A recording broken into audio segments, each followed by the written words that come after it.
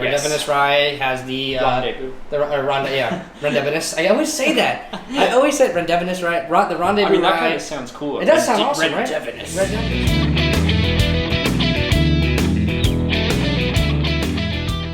All right, guys, welcome back to Everyday Whiskey. I'm Mike. I'm drunk. And on this week's episode, we are doing our High West Part 2. You probably can't see that, but that's a High West logo on my shirt. So, this week... wore it this week. There we go. I got the High West hat on, and as we say, not sponsored by Contradiction, High West... Absolute. That's it, yeah. Sony, or any of these brands. Any of these brands in the background. Not sponsored by any of these, or else we'd be in a different situation right now. We would be. So what do we got going on tonight? Tonight, I gotta rotate these. We got Midwinters Dram, Bourye, Yippee Ki-Yay, or Yippee Ki-Yay's over here, and Campfire. You gotta say it once. Yippee Ki-Yay! Yippee Ki-Yay, mother! Alright, we're gonna keep it clean. We're gonna try and not curse anymore. We're really gonna try. It's gonna be hard. It's gonna be very hard. It's gonna be hard not to, Especially because these are so effing good. Can't say naughty words anymore. Tisk tisk. Alright, so let's start out. What did I say? I literally just talked to him off camera about what we're gonna do. In order already. No, these two gotta be switched. It's gotta go. All of it's gotta be switched, actually. It's gotta go. This is it right here. Alright, start with Borye. So, Borye. There's a reason they gotta be switched around. That's just because we don't want to roast our palates. So, this was bought for me by my lovely girlfriend Sam, who is asleep in the other room. Love you, baby. This Borye is a very limited release from High West, obviously. Yes. It's a combination of a bourbon and a rye blend. I think it's an MGP rye. I could be wrong on that, so if I'm wrong, please say something in the comments. And when does this one? This one generally releases once or twice a year. Once a year. Okay. It's like the Midwinter Dram. They release it once a year. And unfortunately for one of the whiskeys we have tonight, it will no longer be being made. Yeah, we'll get to that one. Any of you who follow High West or just follow bourbon and whiskey in general, you probably know which bottle we're talking about already. And we've mentioned it once before, I think. Yeah, but we'll get to it, Yeah, there's actually probably an Instagram post. But the cool thing about the Borye is every single one of High West whiskeys, for the most part, has a cool little backstory. Like Rendezvous Rye has the... Rendezvous.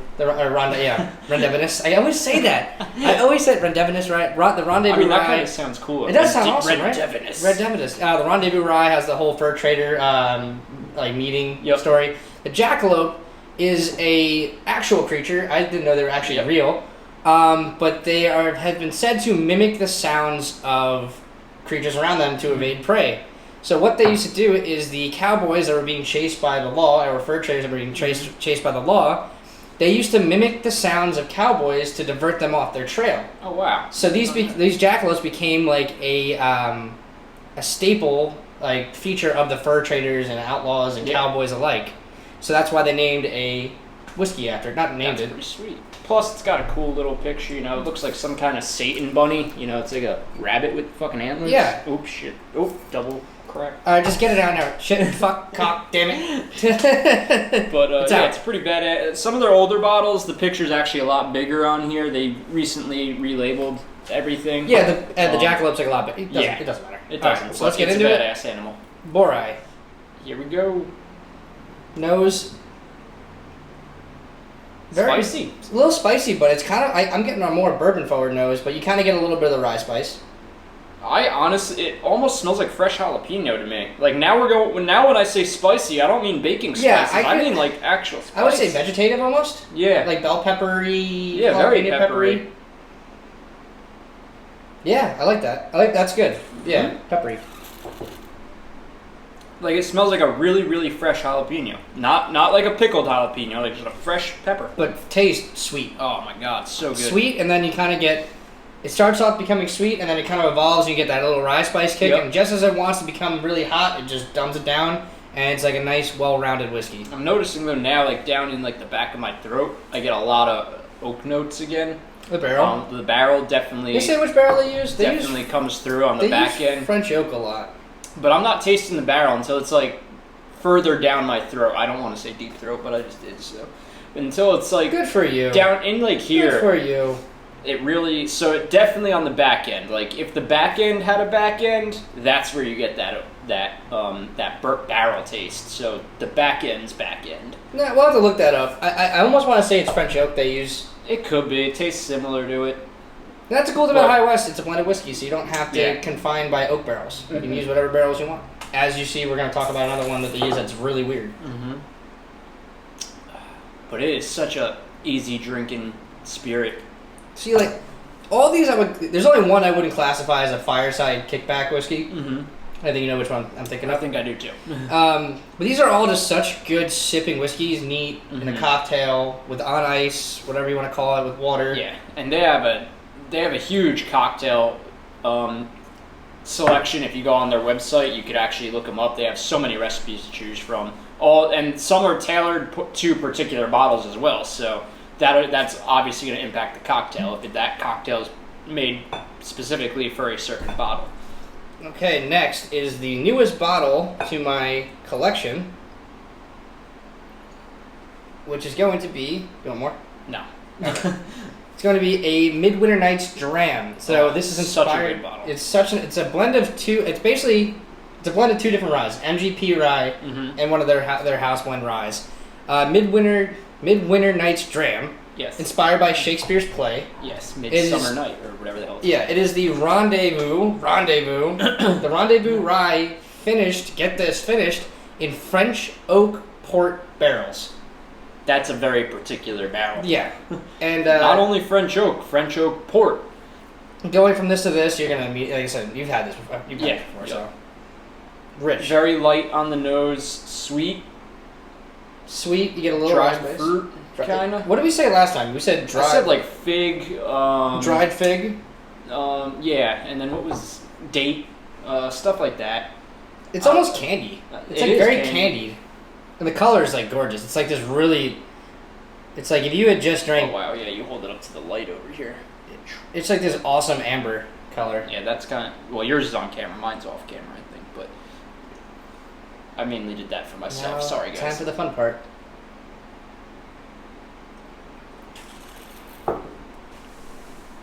Oh, dude, it's so sweet.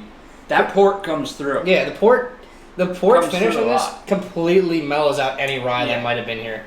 There is no burn from the alcohol. The spice is real minimal from the rye. I mean, what is it? French oak American? French oak port barrels. They just finished it in French oak port. That's it. It really tames the whiskey, and it helps mellow it out quite a bit.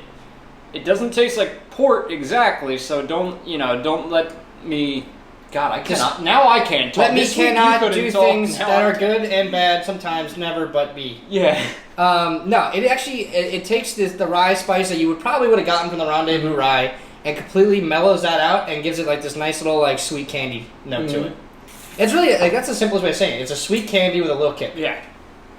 Yeah. When I say the port shows through, don't let that skew your opinion that it's just gonna taste like port. Like I'm gonna wash my glass out.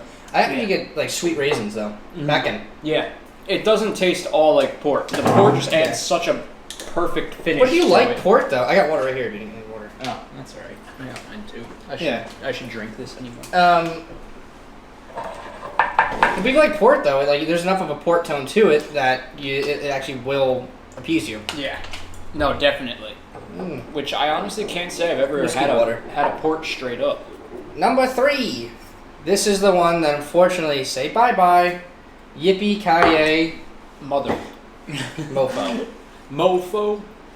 Yes, unfortunately Yippee Ki-Yay is departing from High West, meaning they are no longer going to be making this. It is not changing hands. It is just discontinued, unfortunately. Which, to be completely honest, I understand. Yeah, I do too. And I get, it happens in every company. Every company has something they eventually have to just nix from the line because it's either not performing well or they're making room for new and improved product. But because this is like almost an ode to their Manhattan style cocktail that they make that we had before. Yep. Where it's finished in Petit Syrah vermouth barrels, and you really, really get vermouth on the palate, on the nose. Yes, so here we had a port, now we're switching gears to a vermouth. Sorry, I have some indigestion. Yeah, no COVID, Woo. Just... Is that whiskey water? I threw it back to you. Yeah, no.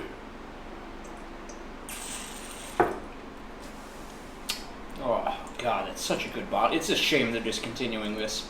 It's like, but you know what it almost tastes like to me? like a fucking whatever, like a almost like a really sweet brandy wine beer. Kinda, yeah. And again, so you have the Borye, which started off very subtle, a lot of hints of the rye, the bourbon. You had Midwinter's Night Dram that then levels out a little bit less, and the port helps bring those spices down and makes it mellow. I'd say it's well balanced. And then you move to the Yippee Ki-Yay, and this gets even more mellow. I think the vermouth definitely does a better job. Yeah, I think mellowing it out because it's a bigger flavor. I think. Yeah. Because like the port, the French oak port is like I think it's very complementary to the rye. The vermouth to me takes over all. Oh yeah, it takes over, but it takes over in a good way. Yeah, in a good way. Unlike, just like the port, just because I say port and vermouth show through doesn't mean that's all you taste. You get all the other tasting notes in it, but the vermouth really does its job and adds a unique twist to the flavor, mellows it out, smooths it out, sweetens it up. Very sweet. I will say it's actually the sweetest we're going to have out of the whole lot. It's a good kind of sweet, but once again, if you are a more classic bourbon style of drinker, and or just like a good American blend, it is not that. No. It's and oddball. Like you said earlier, this is basically, this is a this is a heavy pour Manhattan, if you will. That's what I'm saying. So, picture a bartender who doesn't know what the hell they're doing. They're making a Manhattan, and they kind of like over pour on the whiskey, and they do it a little light with everything else. That's kind of what you get out of this. So if you like your drinks on the stronger side, I would just pour one of these instead of making a Manhattan. For you. Honestly, and you could garnish this with a cherry or whatever. You can just pop it right in the glass. As we say, it's your whiskey. Drink it how you want. Yeah, it's delicious. It's a really good one. Like I said, you had the best comparison. It's like a Manhattan, only you leaned on it a little bit. Yeah, it's not a full blown cocktail. It's like you tipped that bartender a little too well, and then you had to call a cab home. Yeah, a heavy pour. That's what it is. So it's so good. But I'm gonna down this real quick. Yippee Ki-Yay. I don't know. We're trying not to curse anymore because I literally said like shit, fuck, cock. I know it just rolls off. It happens, and I'm stuttering like a mofo tonight. I have no idea why. Yeah. All right, I'm gonna watch this out again. Yeah. All right, the last one might take us home on the last one. Yes, the last one. You own this bottle as well. Oh wow! Oops. The last one is my personal favorite out of the entire High West portfolio, and that is the Campfire. This was one of the first bottles of whiskey you ever bought. It was one of the first bottles of whiskey. The reason I like the Campfire so much, and I have to cheat because I just have such I got to memorize so many products for my daily job that it's hard. Fire away. But it's a blend of straight rye, straight bourbon, and blended malt Scotch whiskey. Oh shit! I wish you didn't notice that. I would have died. It's like, why is my whiskey watered down? It's because you added whiskey to your water. Yeah. So to me, this bottle is the best of all worlds. Not both worlds, because there's a lot going on in here. You get the spiciness from the rye, which is phenomenal. Then follows up with the bourbon, which is just a unique bourbon taste. Nothing crazy, just typical barrel-aged bourbon.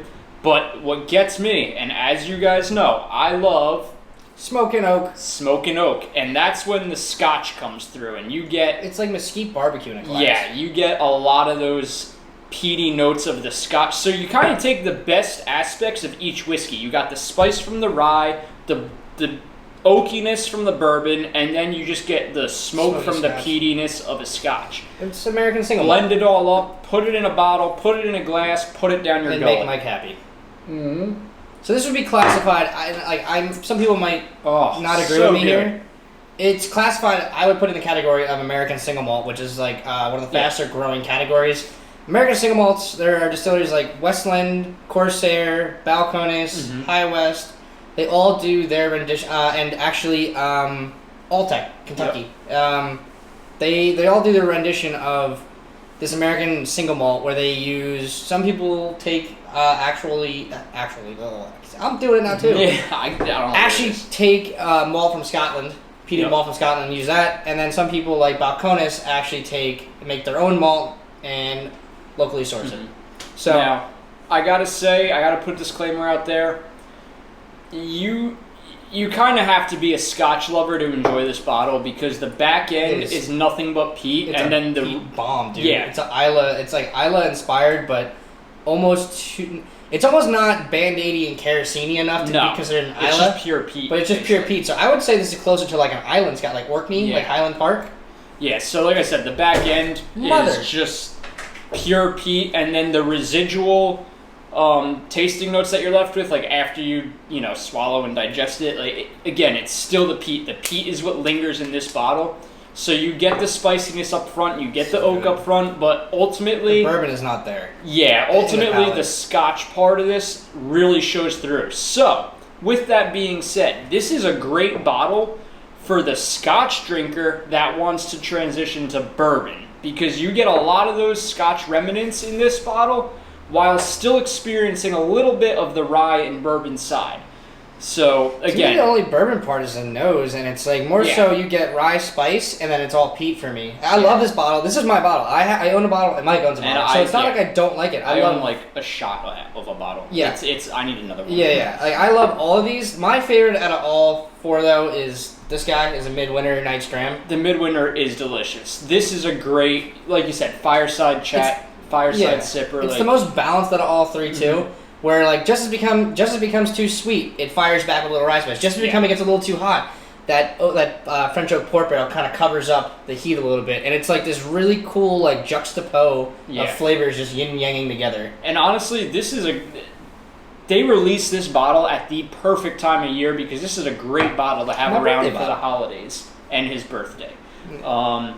This is, I have one of these coming to me eventually through a whiskey stork / colleague that I work with. Loner. And this is going to be probably my bourbon of choice for the holidays thus forward. And then once we get into the real...